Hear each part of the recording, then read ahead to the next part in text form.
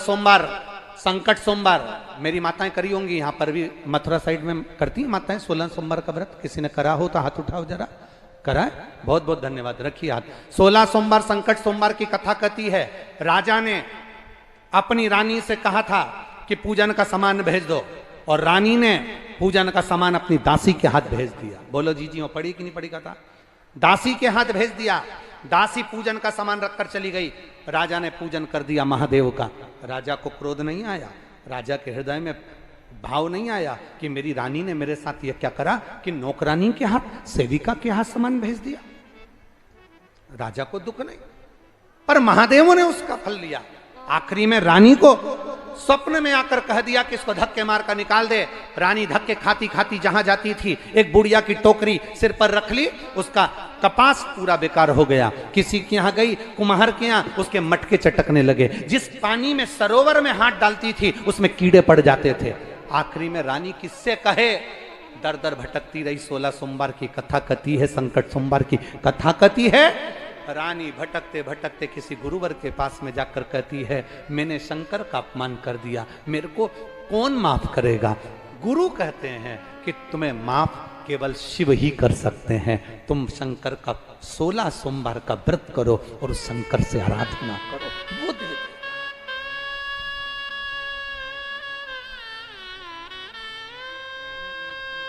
मेरी जीजियों, मेरे जीजाओं, शिव महापुराण की कथा आज के समय में लोग सुन रहे हैं। शिव के मंदिर जाते हैं, पशुपति व्रत करते हैं, 16 सोमवार करते हैं, प्रदोष करते हैं, शंकर को जल चढ़ाते हैं। कई जगह पर लोग शंकर जी के नाम से ये चिढ़ने लगे कि ये सियोर वाले महाराज ने ये कर दिया, वो कर दिया, सियोर वाला महाराज ने ये कर दिया, सबको मंदिर जाना चालू कर दिया, ढोंग कर दिया, प्रपंच कर दिया। हमारा तो इतना सा निवेदन है, इसको तुम चाहे ढोंग समझो चाहे प्रपंच समझो, पर भारत की भूमि का सनातन धर्म का व्यक्ति कम से कम मंदिर जाना चालू कर दिया, इससे बढ़कर कोई सुख नहीं। धर्म की अधर्म का, प्राणियों में विश्व का, और विश्व का कल्याण कब होगा? जब एक एक घर का बच्चा भगवान के दरवाजे तक जाना प्रारंभ करेगा।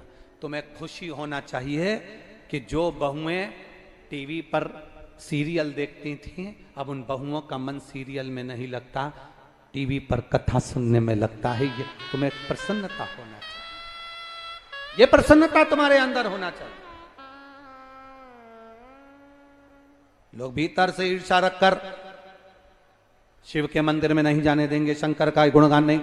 आप शंकर का भक्त कभी जवाब नहीं देता, शिव का भक्त कभी पलटकर जवाब नहीं देगा, पर जो शंकर है, जो शिव है, ओ घड़ी है, त्रिकालदर्शी कैलाशी अविनाशी है, जवाब वो देता।